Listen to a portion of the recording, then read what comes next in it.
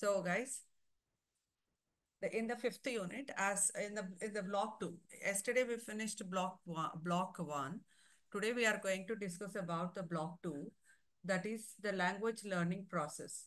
In this block two also you have 4 units, right? As you all aware. So those who have the textbooks with you, please open them and keep in front of you. So the block two, what are the topics that we have? The language learning process. The concept is language learning process. In this one, the fifth unit is motivation, attitude, aptitude, and memory. The sixth unit is language learning principles. The seventh unit is language skills and learning strategies. Eighth one is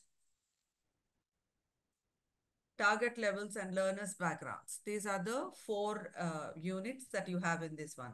The first 2 units are first two blocks are very, very important because, majority of the questions will be covered from examination questions will be covered only from, majority will be covered from these 2 blocks. And then, yeah, at least 50% from the first 3 blocks, and then the rest 50% is from the other two blocks, fourth and the fifth one. So guys, I will share the PPT which I have prepared, and then we will see what,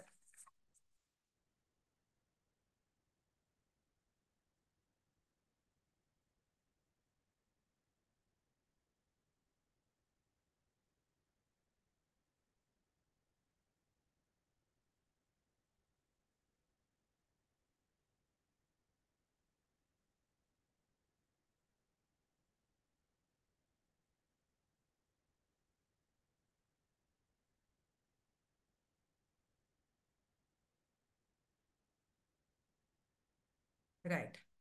I think you are able to see the PPT, right? Block two, the language learning process. In this one, the fifth unit you have is psychological factors in language learning, right? Let us just go through the introduction part of this. You all understand what is psychology, right? Psychology is related to the mind, right? Psychology is um, related to mind. And then let us see what is that, how the psychology impacts the learning process. So um, everybody learns, right?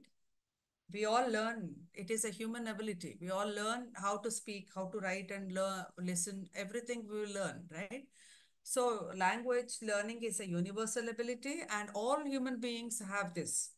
Okay. And so the first language learning is a natural process, but the second language learning arises only when there is a requirement, when there is a necessity, when there is a compulsion, right? So second language learning always arises for most of the people, especially in the educational settings, because it is the necessity, it is required for our future, life, like getting a job and all that. So first language acquisition is always natural, is just an instinct that you develop. And then the second language learning can be for a specific reasons, right? So in this one, uh, yeah, so we will all learn. The first language is like stimulus. We learn with the help of stimulus. Like stimulus is like you are feeling hungry, you ask for it, okay? And then this acquisition of the first language is subconsciously we learn this first language, that is mother tongue, uh, getting exposed to the environment where you are living, right? So when the stimulus is like hunger. When you feel hunger, you ask for it. So this actually motivates the person to learn the language, to, use the language, rather learning it, or but better, it is like use the language. So we learn how a child will learn to ask for milk, right? Milk or food or anything, the child will learn automatically. So when the baby is hungry, the baby cries, right? And then it will, make the make the parents understand that the baby is hungry. So that's how the first language learning happens. That is natural. So, right. And then, uh, so the second language learning is like for specific purposes only. The degree of success in learning a second. So we are basically concerned with the second language learning. Automatically, the first language learning we don't learn, right? Nobody teaches. No parent would teach or teach how to speak the mother tongue. But um, second language, we actually put conscious effort to learn the second language. So the degree of the success in learning the second language always depends on the individual's attitude, aptitude, and also attitude, right, guys? So we have these two technical terms like attitude and aptitude. So we learn psychological factors. These are the psychological factors, attitude and aptitude um, of the individual will make us learn the second language. So what do you mean by aptitude and attitude? So aptitude is natural ability to do something, right? Naturally, like,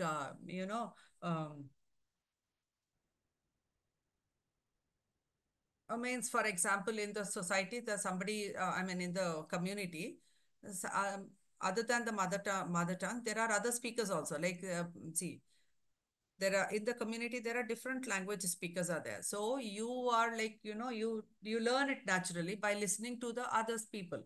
So that is individual's aptitude. So for language learning in general, and the attitude is opinion about something. Opinion means, like, you like that language, so you really like the sound of that language, so that's how you will learn that particular language. Attitude and aptitude, this is the two different um, terms which are used, in the first paragraph of your lesson. So memory also plays an important role in the language learning. So automatically memory also plays. So these are the three terms which actually play a major role in learning the language: attitude, aptitude, and memory. Now let us go further into the lesson. So, and to learn anything, any language, whether it is a first language or the second language, there are three preconditions, right? For learning a language. What are those three preconditions? One is the three preconditions are language learning faculty, access or exposure, and motivation. These are the three things that you need to have. So any one of these lacking will hinder the learning process. Any one of this aspect is lacking in an individual will definitely hinder the learning process. So guys, actually the learning, these are the three preconditions. Preconditions means we are like, before learning something, these three conditions are to be there in an individual. These three preconditions apply both to the first language and second language acquisition, right, guys? And then we also see all human beings have an innate faculty that predisposes them to learn at least one language. The language faculty also allows an individual to learn any number of languages according to the need. So this is the first thing that we all have to understand, guys. So yeah. So what is that? There are three preconditions. One is the language learning faculty, without which nobody, an individual cannot learn any language. But yeah, it is always there. It is an innate ability. So it is there predisposed. Means we already have this faculty, like the brain, the mind, and then the processing of the language happens in our brain, isn't it not? This faculty uh, is perfect in all the individuals. Those, they can easily learn the language. So all human beings have the innate language learning faculty that predisposes them to learn at least one language or more languages also, depending upon their interest and inclination to other languages. So, and so though every human being has the innate predisposition for the language acquisition, the particular language that a person acquires is the language of the immediate environment, that is the family. So as I told you that this precondition will help us to acquire the language of our environment, like immediate environment, that is our family, the family, the adult speaking in the house. The child will pick up the, the language, very without any conscious effort. It is a result of the exposure, because the child is exposed to that language.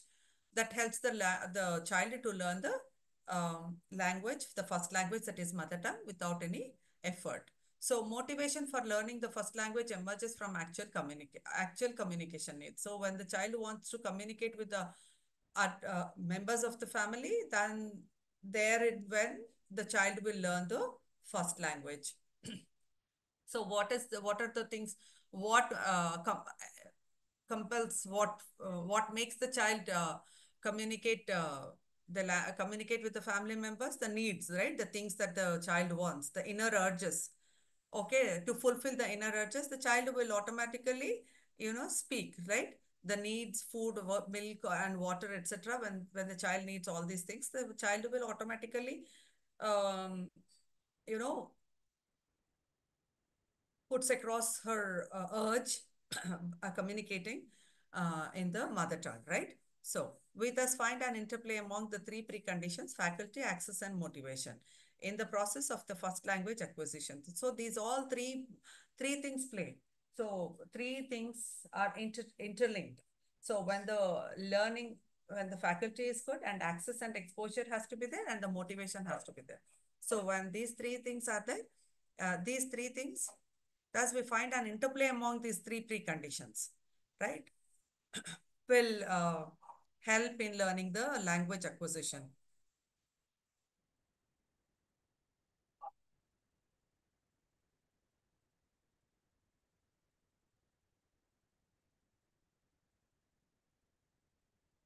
Yeah. So now next, the same factors applied. So these three say whatever the three aspects that we have discussed, the three preconditions, they also play.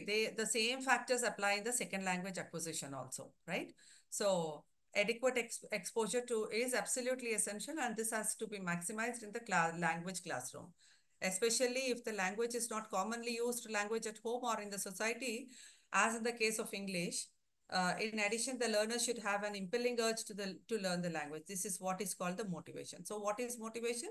So when the language is not commonly used in the at house or in the society, we need to put a conscious effort, and then um, conscious effort, and also adequate exposure has to be provided in the language classroom, so that the language can be acquired by that particular language. The target language can be acquired by the student.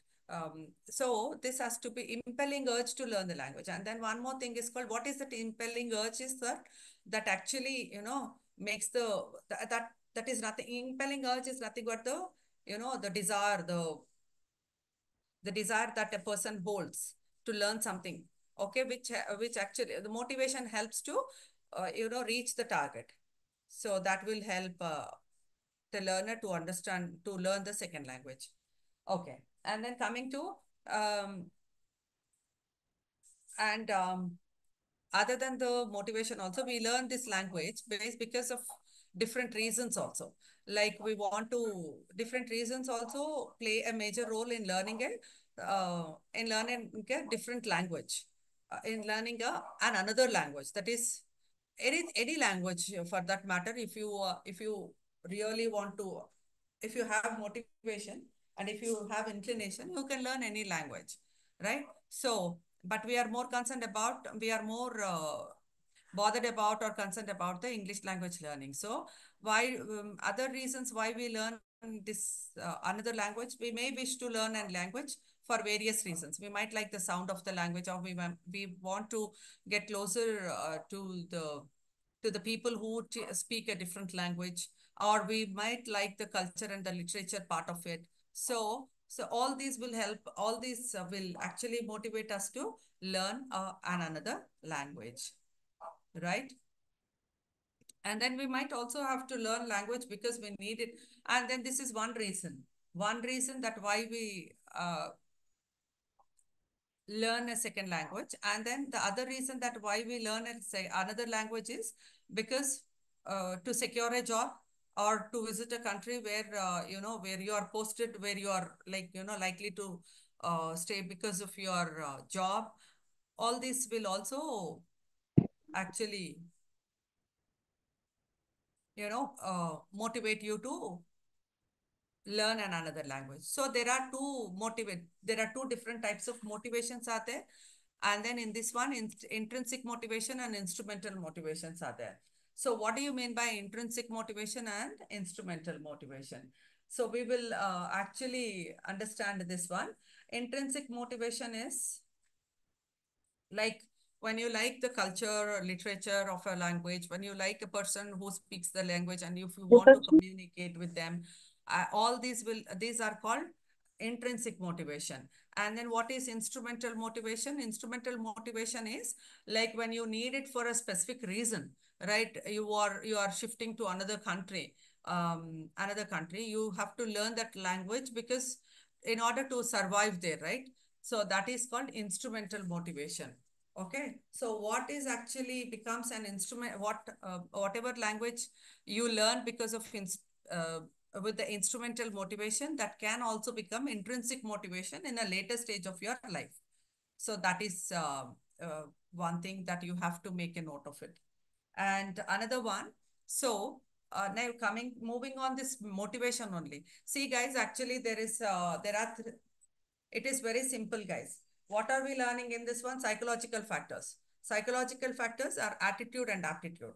And then what is that? There are three preconditions. What are these three preconditions? The language learning faculty, access and exposure, and motivation. And then we are discussing the language learning faculty because of it is a precondition. These three are preconditions, but this is an innate ability, right? So to learn a language. So we learn the mother tongue with these three preconditions, and also the second language. And also the second language. So let us see this one. The next paragraph is like sometimes even when there is enough exposure to the language, individual may fail to acquire it or may learn it imperfectly.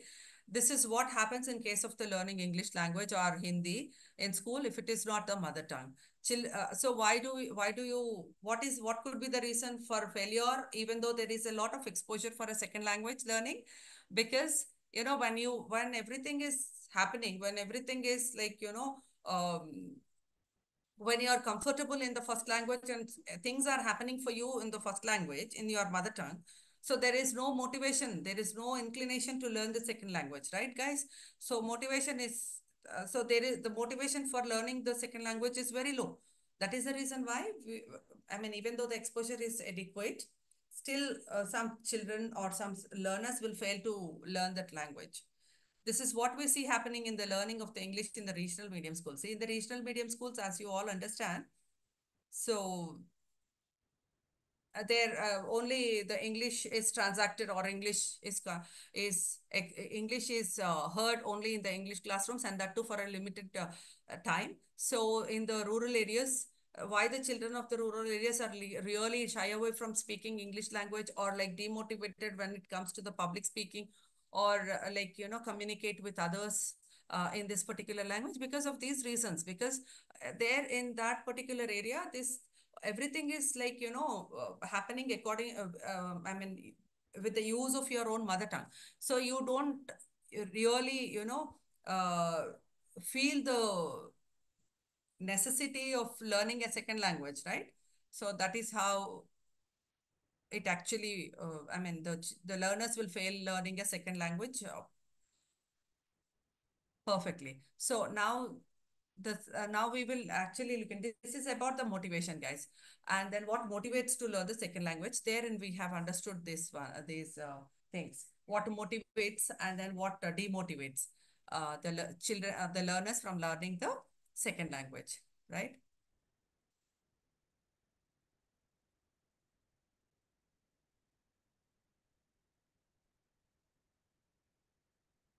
Okay. Attitude and aptitude. Closely related to the motivation is a person's attitude. We will learn about the attitude. So as I have already discussed about this attitude and aptitude, we will just see. what is there? It may be said that the person is not generally willing to make an effort to learn what is not immediately useful. And this is the person's attitude to learning in general. So what is the attitude? Attitude is opinion about something. Attitude is opinion about something. So why should I learn a second language when everything, every every facility or every requirement of every requirement is fulfilled by my first language? Why should I learn a second language? That is called attitude. So that is called attitude. This is the person's attitude to learn. See, as you have already understood, we will read this passage so that you can understand it very clearly. This is a person's attitude to learning English in, sorry, not this one. Yeah, what is this? Closely related to motivation is a person's predisposition to the language and the language learning. As mentioned earlier, if one language is suffices a person's individual needs for communication, he she may not be see the use for learning another language. It may be said that the person is not generally willing to make an effort to learn what is immediately useful. So whenever it is not useful, see, when you see, after 20 years, if you are going to America, why do you need to learn this language?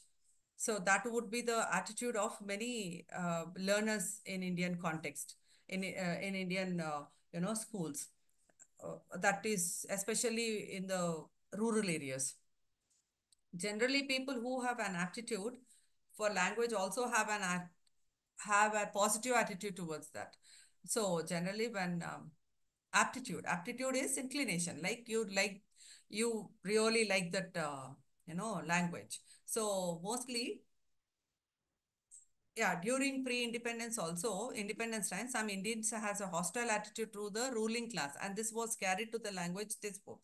So that is the attitude. So they didn't like the Britishers. So it actually, that hostile attitude is also carried towards the language also. So English, so that is English. Another class of people admired, so some people admired the ruling class and their superior race as loud their, and also loud their language. So these people actually, because they have the positive attitude towards the language, so they learned it. So some people saw and some people saw the benefits that the language would bring to the country, and had a neutral but positive attitude to English. People like Mahatma Gandhi, Jawaharlal Nehru were staunch nationalists, but they learned language. They learned English language. In fact, the freedom fighters fought people using this English language, right? So, and then after a while, there was a surge in the nationalism, and then there was bifurcation in the schools also. Like anti-British feeling promoted the native language schools, and then all the government educational institutions in the state opted for the native languages of the country, and all the government educational institutes in the states opted for the regional languages as the medium of instruction. So they have opted for the regional language as the medium of instruction. A large number of private institutions also opted for the regional languages. This later was to cause a divide between the two kinds of schools. This is the reason why you know, there is a competence disparity between the speakers of the language. When you see a set of uh, learners of the same age group, you will see the disparity between their competence levels because of the search in there was like the groups will go to two different, mediums of instruction. Some people will go, some who are like nationalistic, and then who actually join the government schools regional, where the medium of instruction is regional language. These children will have little, the competence levels of the language are little low compared to the students who go to the convent schools or the private institutions. So yeah, so this is how it is. We we spoke of intrinsic motivation in the previous section, and this achieved when the learners identified with the culture and target. So like this, when you go through this one, and now we will move on to the next slide. That is, yeah. attitude and aptitude, and then acculturation. Now this one is, what do you mean by acculturation? When the people go to a different country, they try to learn that particular language of that region so convincingly that they don't stand out, different from the community. That is called acculturation. This is also part of attitude and aptitude so that is one term which you need to understand. And then memory.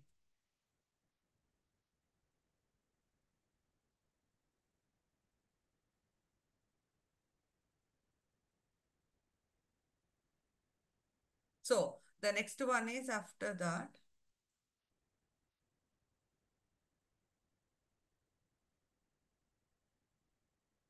Yeah,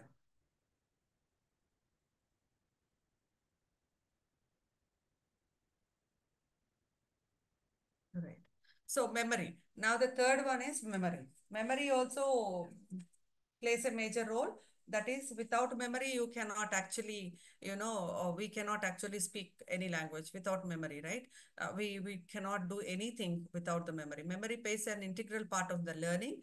And then what is that? Language involves the naming of the objects, right?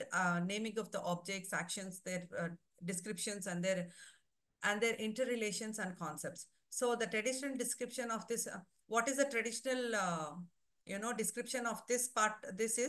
This was parts of speech. So what is that memory? Actually, when you look at a thing and then know about it, you will remember it. So that is called we will recognize the same object when you see the object next time, right? Even, or if you learn about the object and then you take the name of that particular object, you will recollect, you will have a visualization of that particular object in your brain. So memory, actually, this is possible only because of the memory of the person, right? So memory also plays an integral part of learning. So if you see, we generally, what do? We read and then we memorize, right? We memorize, we learn the concept, and then we reproduce the same thing in our examination. So how is it possible when you are writing an exam? How is it possible? We are memorizing the content, right? We are understanding the content, and then the understanding is retained in our brain, in our memory. And then when you go to write the answers, the memory, uh, the information will resurfaces, and then we will be able to write the answers. So the next step in language is the understanding of the rules and language application. And here, the two terms which you need to really understand is about the signifier and the signified. I'll tell you what is the signifier and the signified. Signifier is a physical object, and then signified is the mental, retaining of that particular information that's signified. For example, if you see an apple, and somebody tells you that an object, and then they tell you this is an apple, and then the object is called signifier, and then when you uh, recollect it mentally, that is called signified, right? So the next step in this language is to understand the rules of the language and apply. Yeah, just 1 second, guys. We will just to see what, let me,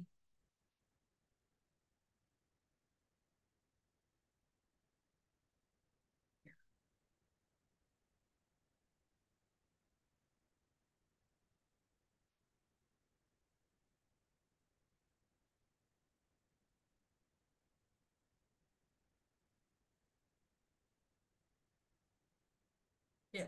So uh, go back to the screenshot, this one.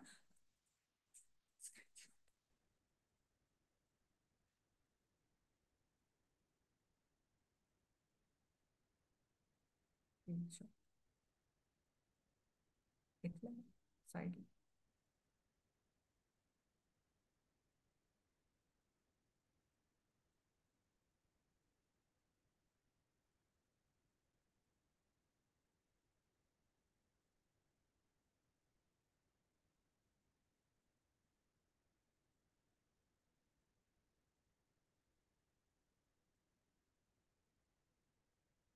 Okay.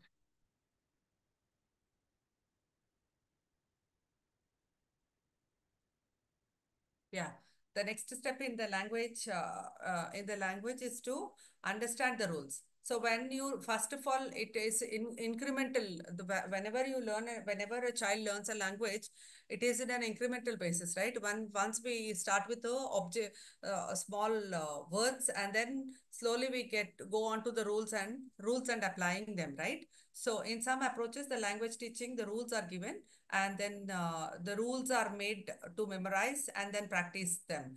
You know, Panini Sutras also memorized and applied in the traditional approach to the Sanskrit teaching. This follows the deductive method of learning, where the rules are given and then applied. So deductive method, and then yeah, I would like to just focus on this one, the deductive method. In the memory, you have two things, guys. Two things to be you know, mentally registered, that is signifier and signified. And then the next one is deductive method and inductive method. What do you mean by deductive method? Is learning when the rule is given and then applied, and then that is called deductive method. And then what is inductive method?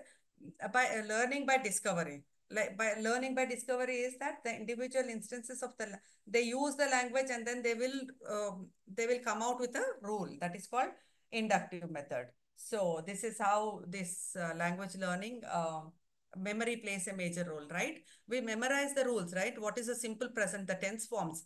We understand the structure of them. So you learn the rules first, and then you apply them. That is called deductive method. Inductive method is that you use the language and come up with the rule, come up with the governing rules governing them, rules governing them, right? That is how inductive method and deductive methods are also like, you know, mechanisms which used to learn the language. So the next one is,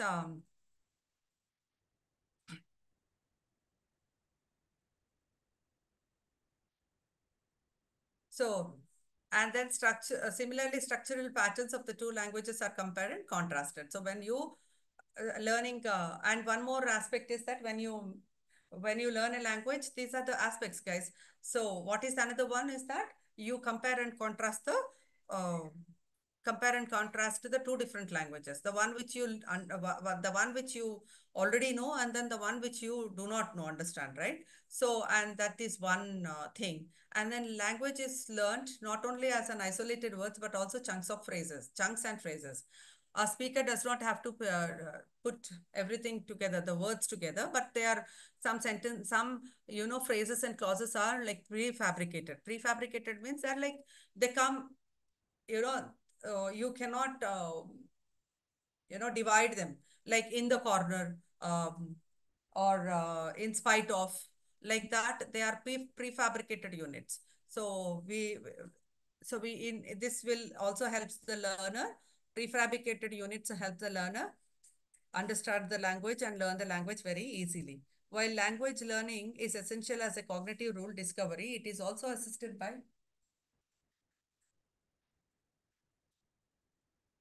while language learning is essential a cognitive rule discovery, it is also assisted by the pattern practice through repetition. Memory thus has an important role in to play in the language learning. This is all about the fifth unit, guys. So fifth unit, what you have understood is, like, let me tell you guys, the fifth unit, that what you have understood is the three preconditions which help you to learn a language. And then in these three preconditions, motivation is very important. And then in the motivation, you have instrumental motivation and intrinsic motivation. And then uh, coming to another one is attitude and aptitude, which helps attitude to learn a language. We will also play a major role in learning this language. And as a part of attitude and aptitude, acculturation is also one phenomena which you need to understand. That is, in lest you stand out from a community, you learn that particular language so convincingly, and identified as a part of that community. That is called acculturation. And then the memory also plays a very major role in this particular unit, guys. So memory, as you all understood, that uh, yeah, in the memory, signifier and signified, and then deductive method and inductive method are also very, very important. And then you have certain, certain points that you need to identify, because the similar comparison and contrasting of the center, or like when you compare and contrast, that is also a part of the memory. Like when you learn when you already learn one language and learning another language, you tend to compare the language, right? And the similarities of the language, and then the differences of the language. So this is how. And then the prefabricated chunks also help in learning, in in help the memory to retain the uh, language. So that is one fifth unit. And then let us go to the sixth unit, guys. Like yeah. And in my next class, what I'll do is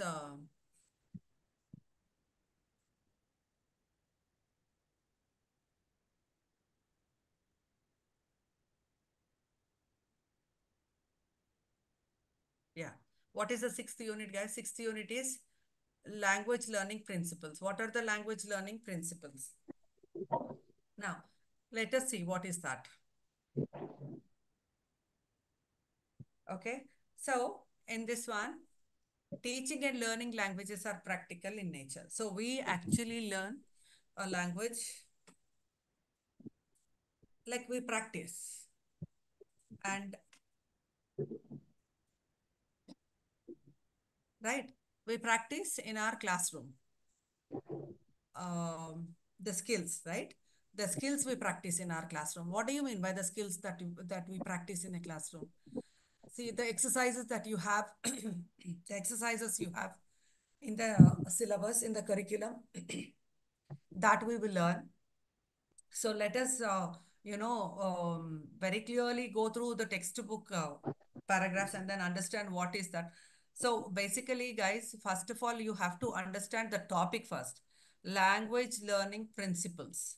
So what are the language learning principles? Principles are rules, right? So how do we learn those? How do we learn? What are the rules that we have, right? So we will understand it very clearly. Now, teaching and learning languages are practical in nature.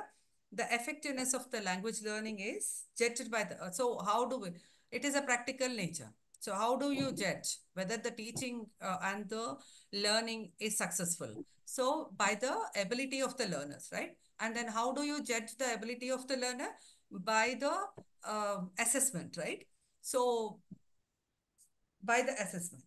So in the academic setting, effort is made to facilitate the language learning so that the learners can use the language they require as early as they can. And then in order to do this, the principles governing language and the language learning have been studied. So in order to, when in an educational setting, in an institutional setting, if there is, if the, you have to see the learning and the teaching process has a set of principles, right? And then these principles, in order to achieve the target, there are some approaches. There are some approaches which we need to follow. Approaches to language teaching are based on these principles. So now what is that? There are two disciplines have contributed in major way to language teaching in academic settings. These are called linguistics and psychology.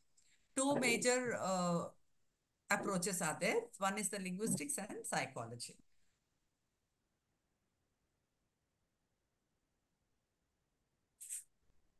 So these are the two disciplines. And then there are sub-disciplines also. What are the sub-disciplines in sub-disciplines are social sub-disciplines are societal factors and societal factors, and then societal factors. And then in the societal factors, what is that? Psycholinguistics and sociolinguistics also plays a major role in this. See, I'll just try to tell you clearly about this one. Language is a social phenomena, right? We all do understand this. This is very clear. Language is a social phenomena. Is like, why do we need a language? Because we are social. We are social. We are social animals. We need to interact with the people around us. So we use the language. We express our ideas, opinions, everything we actually express, right? So we express through the language. So this is a social phenomenon. So societal factors also affect language learning. This falls within the scope of sociology. Since we are concerned with the language primarily, the subdisciplines that will help us understand the principles are psycholinguistics and sociolinguistics. So these are the subdisciplines, okay? Subdisciplines of learning a language. So now coming to the,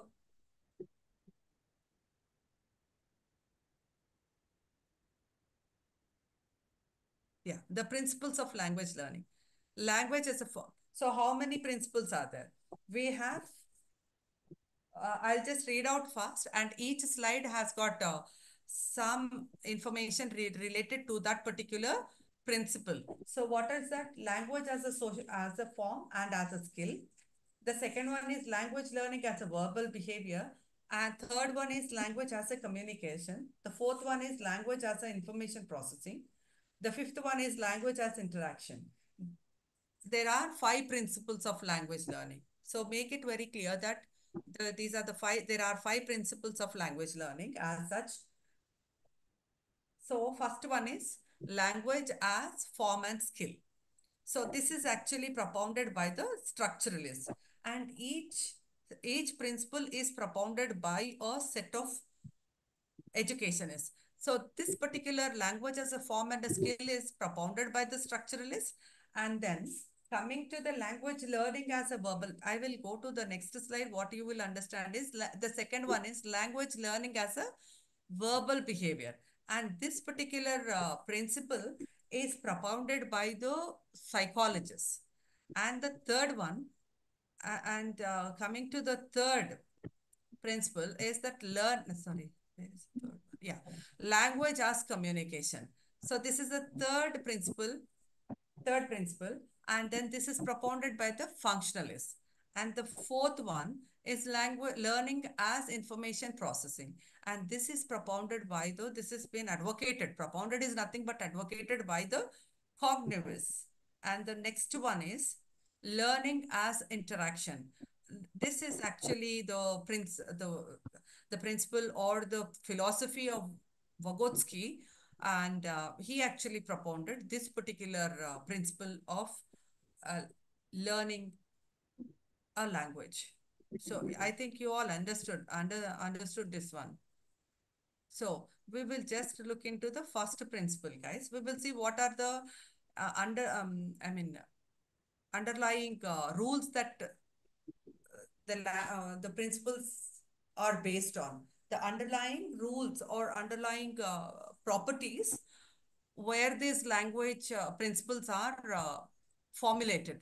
So I think, guys, you are able to understand me, right? Okay, yeah. Specific type of, so language as a form or a skill, what do you mean by a form or a skill? Form is nothing but structure, right? We have tenses. We have a certain, structures for the language. Like there are three main tenses are there, which are classified into 12 forms. That is simple present, present perfect. Like that, we have all the 12 forms are there. So that is one thing, form as a skill. And then, so let us see this one.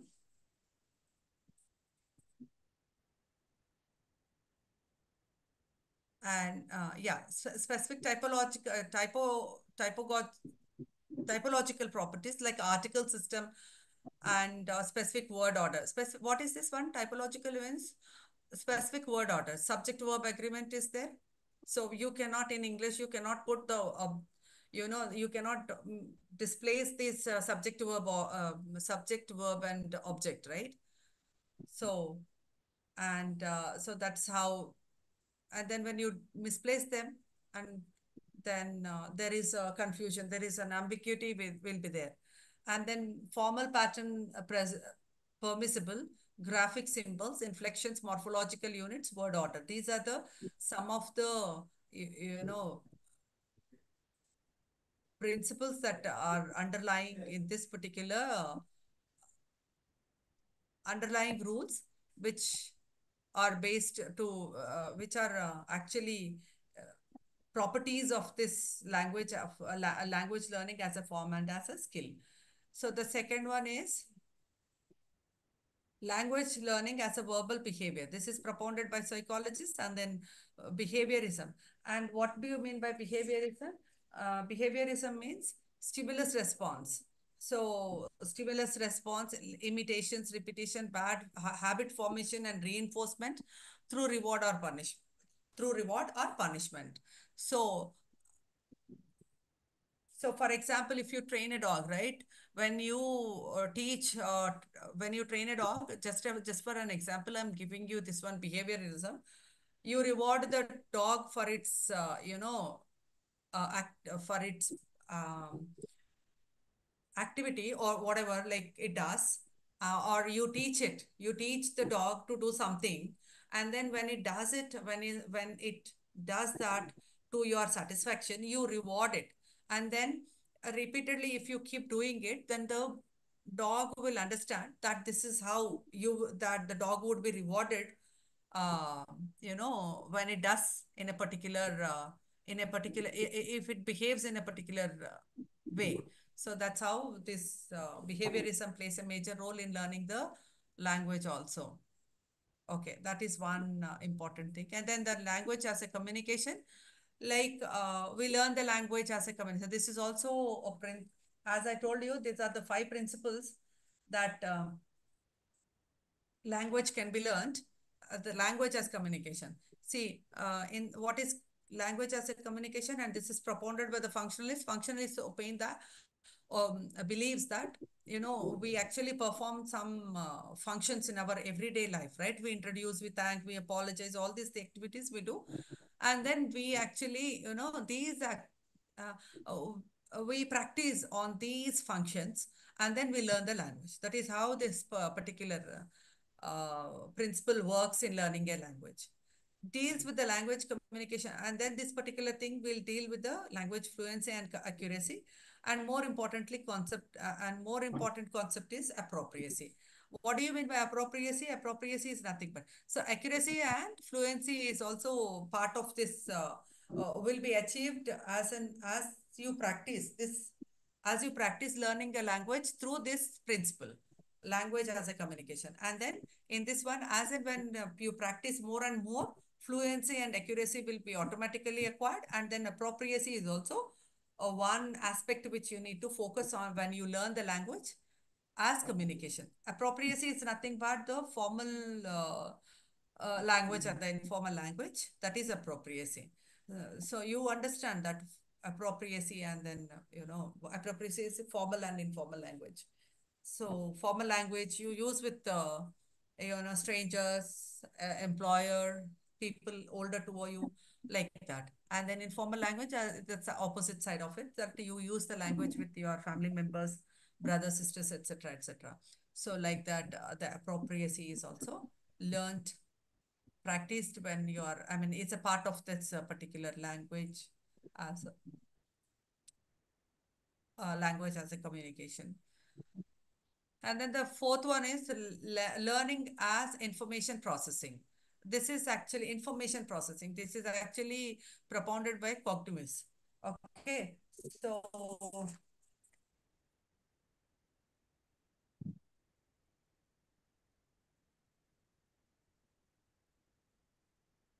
info, yeah, information processing. And then so the human mind has a unique ability to process. Yeah, guys, what is this particular thing is that the human mind is very unique, and it has got the processing ability, right? We discover and generalize the rules over the basis of their encounters with it. So guys, when you, we have the processing ability, right? We actually generalize. We learn the words, we learn the rules, we learn the structure, and then we learn how to use the language. And then we can reproduce a sentence which is never heard or never seen, right? You never read. That kind of sentences we can reproduce. That is called learning as an information processing. We generalize the rules, and then reproduce some kind of sentences which are never heard or never never written. So that is how, see, somebody is writing a poem, that means it is learning as a process, information processing. They process the information, they process the language, and then they produce a different, sentences. Okay, intuitive understanding the possibilities of the language. So we understand the possibilities, how, where, how, and how to use the language is understood by this process, learning as information processing. The errors drop off as more and more inputs come in, and the right forms are reinforced. So as this process will help us to drop off the errors as much as possible, and then the right forms can be reinforced. Means we, yeah. So now next coming is learning as interaction. This is the fifth principle of language learning. And then this is propounded by Vygotsky, classroom interaction, sharing information. And then the underlying, rules which help to learn a language through this principle is interaction in the classrooms, right? And then gap filling, information gap filling, and solving problems, in group making. Learners use language for these activities: pair work, group activities, whole class, individual activities help learn language through this principle. So this is all about the language learning principles. And then last slide, which actually talks about, is principles of the language learning. What are the principles of language learning? Or one important change in the orientation of, I'll just read out this particular paragraph. One second. So, principles of language learning are: language is primarily a means for communication. Language is also a formal system. According to the Halliday's functional systemic view, language is used to express ideas, ideation, function, exchange opinion and information with one another, to record and reach out across the time and distance. Okay, so this actually, functional and systemic view, noticing and internalizing the principles underlying language learning are: noticing and internalizing the forms in the language, psychological factors, language growth grows through the interaction, individualization of the learning. And these all are the principles of learning. And then we actually, what all we have learned, the five principles, that they are being generalized here, and then compiled as the principles of language learning. And then I would like to make you understand this one. Individualization of the language learning is that, e-learning is there. When you use the technology to learn the language, that is called individualization of the learning.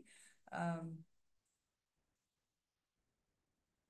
Especially with the privation of the technology in the language education, e-learning assures that each module of the learning caters to the individual's levels. Learners learn at their own pace, adapting strategies appropriate to their learning styles. So this will help. These are the principles of language learning. Okay. So this is how we have actually, that is another, that is all about the sixth unit. Let us come to the seventh unit, guys. See, this is not something rocket science, but you just have to read the units carefully, and then understand what it is actually talking about, and then see what are the major things that are covered in each unit. And then when you do that, you actually, it becomes very easy for you guys to understand each and every unit.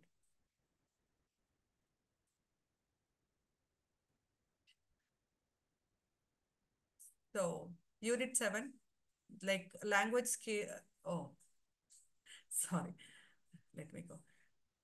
Language skills and learning strategies. Okay, this one is, what is that? Language skills and learning strategies. So we will, what is the essential principles of language learning? What are the essential principles?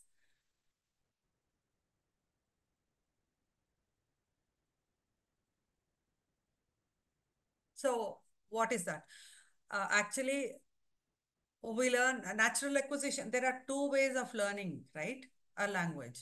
One is natural language acquisition, and the another one is in instructional setting language acquisition. And then in the first one, we discover our own way to own way of understanding and and producing the language. And in the second system, and in the second way, second principle of language learning, we actually use in institutional settings, which are equipped by the resources, right? Which are equipped by a lot of resources, and so that the learning of this particular language, the second language learning, will be faster and better. So this is how the things will help. Okay, the division of the language, and then one more thing. So when the second language is learned in an institutional in the instructional system, we actually divide the language into components. And then what are these components? These components are LSRW components. And as you all understand, what is the full form of LSRW is listening, reading, writing, and speaking, right, guys? So two skills are productive skills, and two skills are receptive skills. And okay, so two skills are receptive and two skills are productive skills are there. And then see, and then in this receptive skills, you have different yeah, comprehension skills are involved in the receptive skills. What do you mean by, what are the two receptive skills, guys? Receiving. When you are listening, it is receiving. When you are reading, it is receiving, right? Productive skills are writing and then speaking. And then in this receptive skills, you have to comprehension skills are are the goals. No, how good you are able to comprehend from the receptive skills. That means, like how good the what are the comprehension levels in this particular principle are global. There are four levels. Four levels are global level, factual or inferential, lexical, and inferential. Referential. Sorry, first one is global. The second one is factual or referential. The third one is lexical, and the fourth one is inferential. Right? So did I?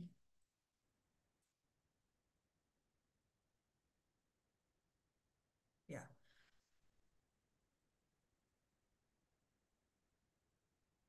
So we will, first of all, we will look at some of the statements which actually talk about the receptive skills. Receptive ability precedes the protective ability. So when you receive, then only we produce, right? When you learn, when we read something, but then only we can answer the questions.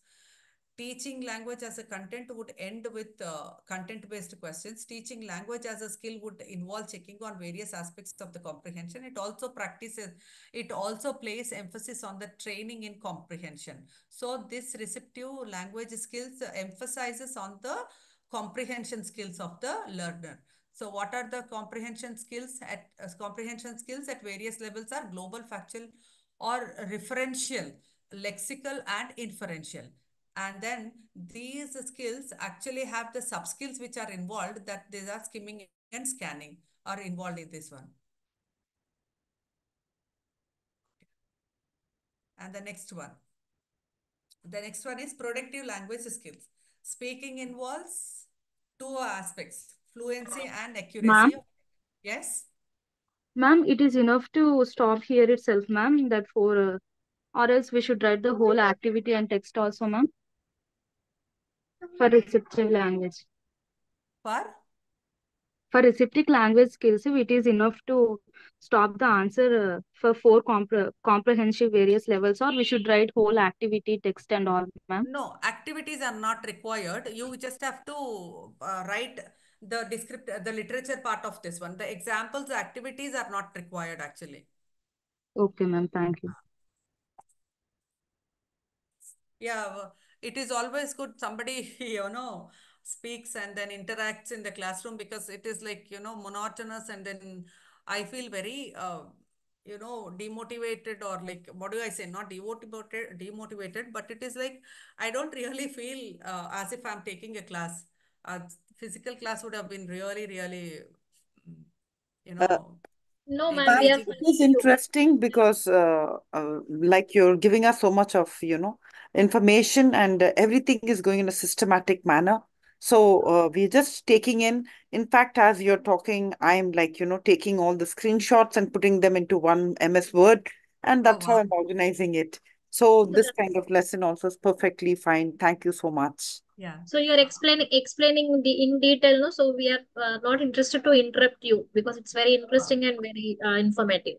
Wow, that actually that means a lot to me. That means a lot to me because the basic block in my head is that I am never inclined. I was never like willing to take an online class because see, offline is always my passion, but online is like something which I am talking. I feel as if I'm talking to the walls and then the screen.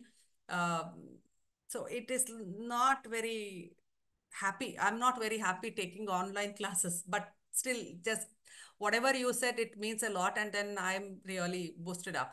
Thank you so much for the. Yeah, we are just following you, and we are not interested to interrupt you because it's very interesting, and we are learning through the whole paragraphs, and you are explaining the paragraph means. So that's it's very interesting. So that's why we Yeah, are yeah, not guys. disturbing you. Thanks. So thanks a lot. Thanks a lot. It means a lot to me. So guys, let us continue. And then I wanted to finish all the 4 units in one stretch so that in our from next class onwards, we will take only 2 units. I will not cram you with a lot of information, but in detail, we'll go with the two topics because we will have another, we have 8 classes are there. And then in the 8 classes today, we'll be finishing the second class. And then we are left with the rest four of the, yeah, 6 of them. So in sixth each, we'll be left with another 8 units. So in each unit, we will discuss in detail 2 units. So I will be more elaborate and then more informate. I'll give you more information in the next class onwards because these all we have already finished in our online offline classes. So just to brief up for the new students, and then it will be a memory. It will be a revision for the people who have already attended my classes. So that's how I thought. And even ma'am also told me to go through the first few units also, so that they don't the newcomers, the new joiners will may not feel out of place in this particular subject. So that's how I have to make all the PPTs. So let us come to another a productive language skill. Actually, the productive language skill, you have these two, right? What are the productive language skills? Are speaking. Speaking and writing. Yes, yes, yeah. And then, and in this one, speaking involves two aspects, that is fluency, accuracy of the pronunciation. Writing involves coherence and cohesion. These are the two, when you write about the productive language skills, you have to focus more on the fluency, accuracy, and accuracy of the pronunciation. And then how do you so how do you acquire this fluency and appropriacy of pronunciation? There are some techniques and tips which you need to follow in order to become proficient in fluency and accuracy of a language. That is loud reading. These the tips and techniques are there in 7.3 for speaking. The techniques and tips involved in speaking are actually there in the 7.3. There are how many? There are 6 points are there. Loud. So how do you actually become proficient in speaking? That is, Planning, organizing, yeah. signposting, summarizing, No, no, clarifying, no, no, and no, no, no. illustrating. No, not that one, my A dear. loud reading, Yes. correct pronunciation. Yeah, correct. Reading a story and retelling it, orally describing people, objects, and places, asking and answering questions, talking on a topic for a few minutes, explaining processes and procedures. These actually will help us to, speak fluently and and accuracy of pronunciation will be developed with these if you follow these tips and techniques. And then the sub skills involved in this one would be planning. And then here I should have added these sub skills also. The sub skills which you can actually develop with when you follow these techniques and tips are like planning, organization, signposting and summarizing, clarifying and illustrating. So these are the sub skills which are involved in the speaking. So this also um, whenever you are like involved, whenever you want to learn speaking skills, if you focus on this planning, organizing and signposting, summarizing and clarifying and illustration, not all of them together, but at least one or two of them, uh, we cannot use all of them in one speaking activity, right? We can only adapt or use two of these techniques or sub skills in our speaking activity. So if you do this one, if you focus on these aspects of these sub skills also, we will learn speaking very fluently, and fluency and appropriacy of pronunciation will become our forte.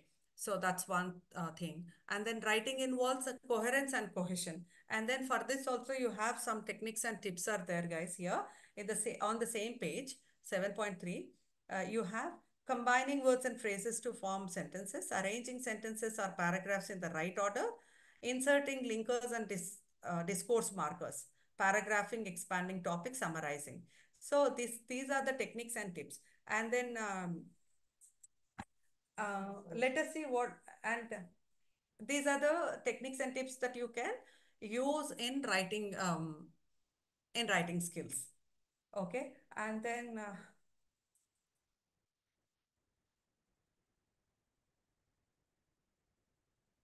yeah, and then the sub skills that is involved in this particular writing activity is extensive training and practicing. Okay, extensive training and practicing are the sub skills of this writing activity. Yes. So that's how we can become proficient in this writing and learning. And then learning strategies. Okay. So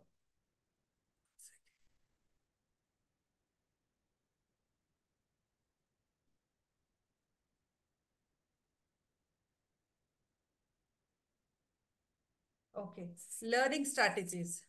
Where are the slides that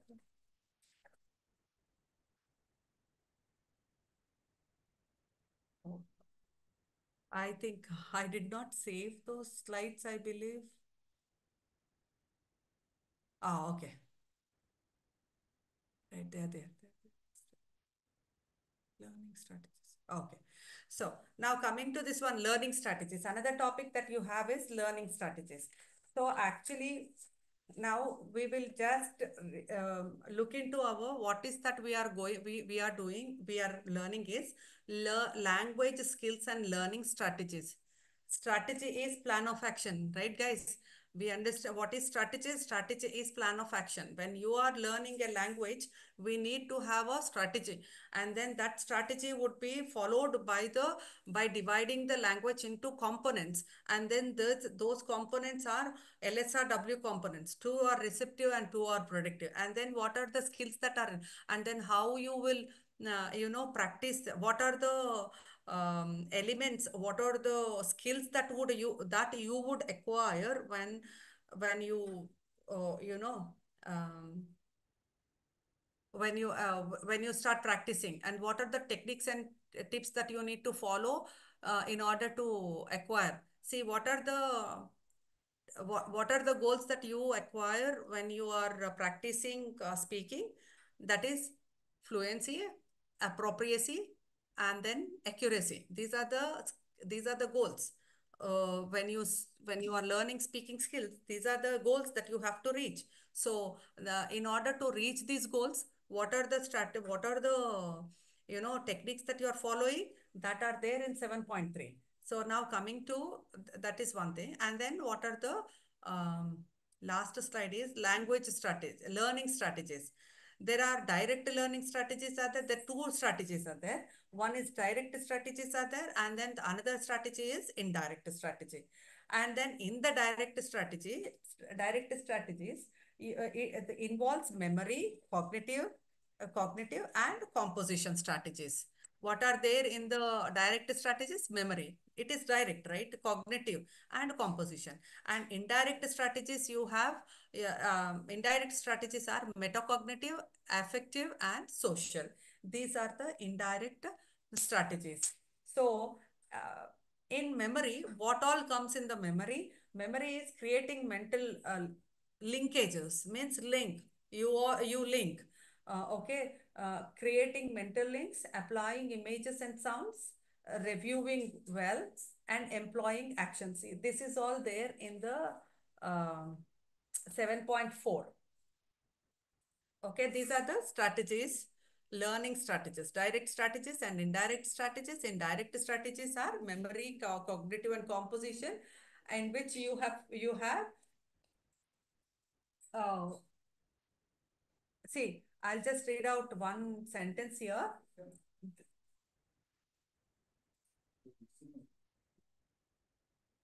Yeah, and then so, and then the next one is, yeah, in cognitive strategies, cognitive means related to our ability of cognitive means ability of grasping, right? Practicing, receiving and sending messages strategies, analyzing and reasoning. Creating, the fourth one is creating structure for inputs and outputs. Composition strategies are guessing intelligently, overcoming limitations in speaking and writing. These are composition strategies. And indirect strategies are metacognitive. Metacognitive are centering your learning, arranging and planning your learning, evaluating your learning. This is called metacognitive uh, strategies. And then affective strategies are lowering your anxiety, encouraging yourself, taking your emotional temperature. That these are affective. And then in social, when it comes to social strategies, asking questions, cooperating with others, emphasizing with, I'm sorry, empathizing with others. So these are the social strategies. Empathizing, you all understand, right? What do you mean by empathizing? Yeah, you have to, put yourself in their shoes and then think from their perspective. That is called empathizing strategy, right? So these are the strategies for learning a language. These are the strategies that you will learn, that you learn a new language. So, and then this is how we have in this particular chapter. And then coming to the eighth unit, eighth unit.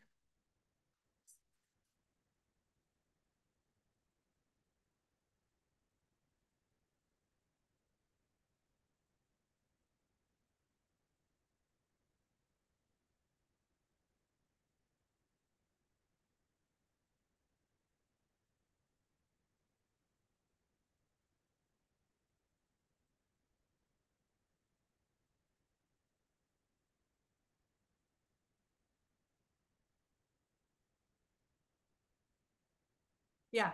What is the eighth unit? Yeah. Target level and learner's background.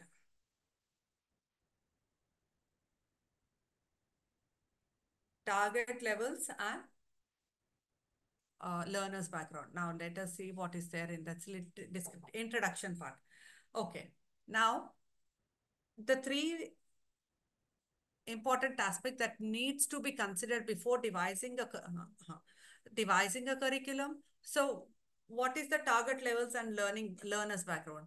This actually is the keyword, key topic that you need to understand. So when you have a set of learners, how do they learn? Like what is their background? And then what is how do they learn, and what are what is the curriculum that you need to introduce to those to the particular set of learners. That is more important. The three important aspects that needs to be considered before devising a curriculum for the language instructions are the target language, the learner's background, the learner's needs and goals. These are the topics that we will understand. What are the three things that we will understand is the target language, the learner's background, the learner's needs and goals. These are the three things that we will understand in this particular unit, eighth unit. So this is the starting point of the course of instruction. When we then choose appropriate materials and techniques to impart the specific skills. So specific, see, what do you mean by specific skills? I'll tell you guys, we have our own priorities or our own, reasons to learn the language. Those are called, that is the reason why we always say that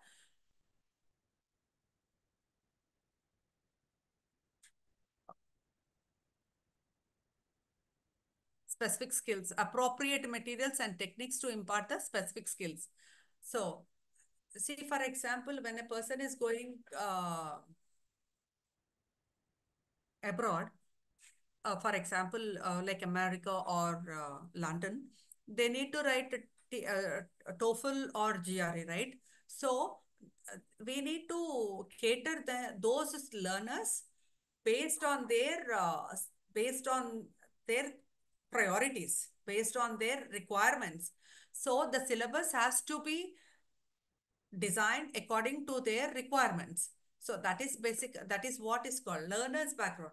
And then for those people, they come from their background knowledge of English will be at a reasonable standard, so that from there we have to launch them to a next level where they can actually appear for the GRE and TOEFL, right? So this is how the target language is uh, the specific needs of the learners are achieved. So that is one thing which is very, very important. Now, so the end point is evaluation, which will tell us if the objectives of the learners, teachers have been fulfilled and to what extent. This will also tell us whether or not the teaching objectives were realistic and realizable. So when you design, when this curriculum design will be assessed, how is the curriculum design will be assessed by the assessment of the learners, and then we will see whether the objectives are realizable. That is how these 2 points, see these 2 points, the end point is evaluation, which will tell us if the objectives of the learners and teachers have been fulfilled and to what extent. This is different from the second point. This will also tell us whether or not the teaching objectives were realistic and realizable. So whether learners' objectives and teaching objectives are fulfilled, and then learners and teachers' objectives are fulfilled, and teaching objectives are realistic or realizable. Means whatever the learner wants, whether the curriculum, whether the syllabus is able to fulfill his requirements, whether it is realizable, that will be understood when you assess the set of a particular group of student learners based on the curriculum which is being prescribed for them. So that is how it is. And then the next one is target language. What is the target language? Target language is English. And then see, our target language is English instruction. So hence we will focus on the reasons for why the English is important for the importance of the language, learning language in India. So the target language is English, and then why is it important, and then how it has become important in India. Okay, so a clear perspective on the language to be learnt is vital for the framing of the objectives, providing direction. This one, I just this information is not there in your textbook, but I wanted to make it very clear. a clear perspective on the language to be learned is vital for the framing of objectives. Okay, framing of the objectives. Every curriculum will have an objective at the end of the course or end of the lesson or end of the syllabus. There is an objective that is to be realized. What is the purpose of learning? There is an objective that we need to realize means achieve.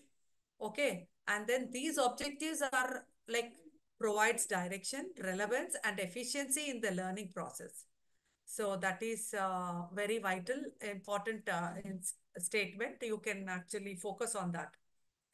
So now coming to the target language. Now, what is the target language? English. English, how it has come into India? Because of the Britishers' rule, right? And then some people have learned it because they are forced to learn as they were employed in the government at the time of British rule. It's become mandatory for them to learn that particular language. And then some people have learned this language because they understood you know, the pos the the value that entails, by learning this particular language. So they have learned this language. So basically, we talk about the target language English and how this English language has come. This is the history that we are learning, going back the place of English in India. And then when you talk about the place of English in India, we talk about the Britishers' advent into the country, and then their colonial rule, and then their recruitment of the Indian natives into the as official workers. This is one reason. This is where the English has entered into our country. And then coming to the next point, that is and then the next one is that people liked to learn this particular language. And then, okay. So when this is introduced into English language, and then after a while, after some years, it got entrenched into our country. Entrenched is deep rooted into our lives. This English has become entrenched into our lives, so we cannot actually discard it now as an see, we cannot detach ourselves from the English language. In and out, we actually use English only, right? So for this one,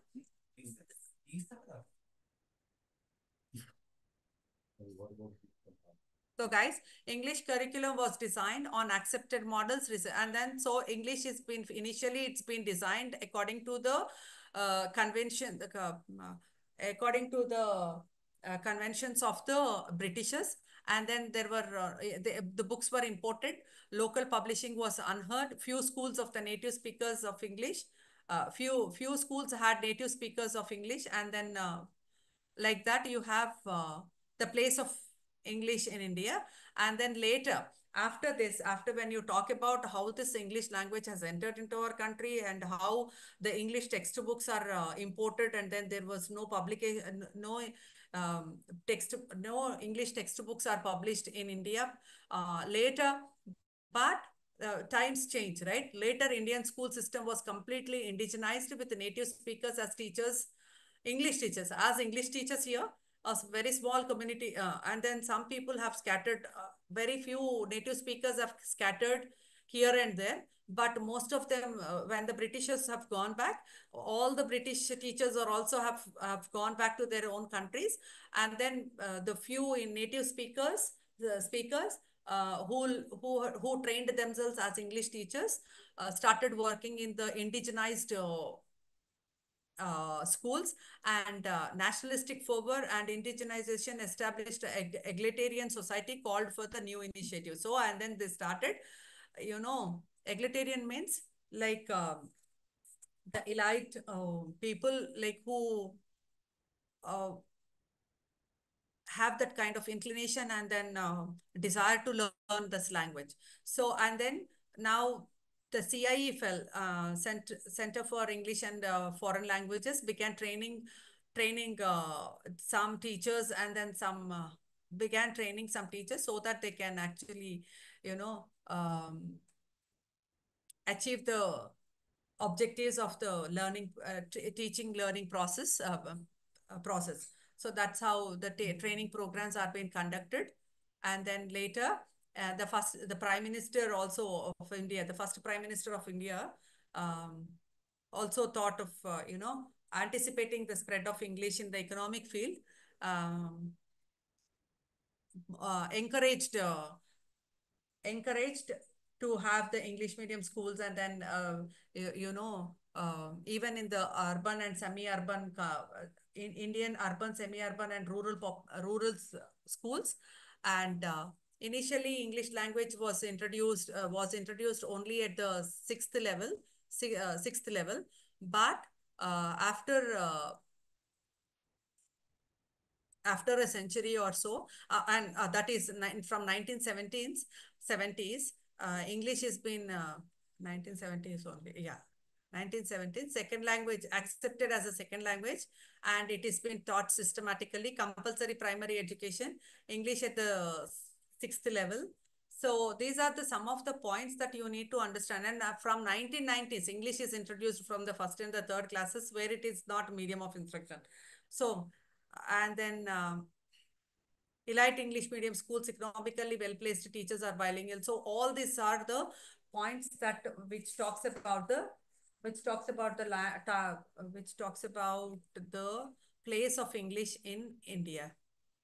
Place of English in India. Learners background. When coming to the learners background, majority of the children come from a socio-economical background, and issues that arise out of their yeah. And then when these people come from different social and economic backgrounds, the problem here is that the curriculum is for the mixed abilities. So automatically, obviously, there will be a clash, or the problem which crops up in this particular set of learners, right? Is it not? Some people who come from the backward status, they actually are weak in or rural background. They actually find it really difficult to cope up with when they go to the higher classes, when they move to the bigger villages or towns, then they actually find it really difficult when they see when they encounter the English classroom, because in the urban areas or the semi-urban areas, we actually have well-trained teachers, and then that's how these children will um find difficulty in understanding the English classes. So the background of the learners is also plays a major role in the learning the English, in learning the language. So socioeconomic factors. So what are the socioeconomic factors? Like some people know, they actually say some business people who are very, very successful in their business, traders and commercial agents who are successful in in their industry, in their own businesses. They really would never understand the value or importance of of the English language. So because when they are very, very comfortable in their own mother tongue, they don't really transact in English. And the school goers of these parents, these families, will also not they won't give much priority to the English language. So that is also socio-economic background. And then some people, the children of the professional background, who actually the children of the professional parents, who actually interact in the two languages, one Indian language and another English language. They while in the house also in the house also, they code switch and code mix the two languages, wherein the children of these parents will have this kind of um, exposure. So their they will learn this particular language without any effort. So this is how the background of the learners is important. Learners in the rural schools is also one thing that's the last thing that you need to understand, guys. And then you go through this, and learners needs. Learners needs is the one topic that you need to read on your own, because the time is up. So we will stop. I'll stop it. Yeah, I think time's up, I believe. So that's it, guys. Pretty Ma'am, much. thank you so much for all your efforts. I think you know Thank you, that you ma'am. do more than justice to us, and we totally indebted to you for all the hard work, and the amount of efforts you put in is incredible. Thank you so much, ma'am. You Thanks are a lot. right. Yeah, thank you so much, guys. Have a nice day. And yeah, I'll see you in my next class, guys. Thanks a lot. Sure, ma'am.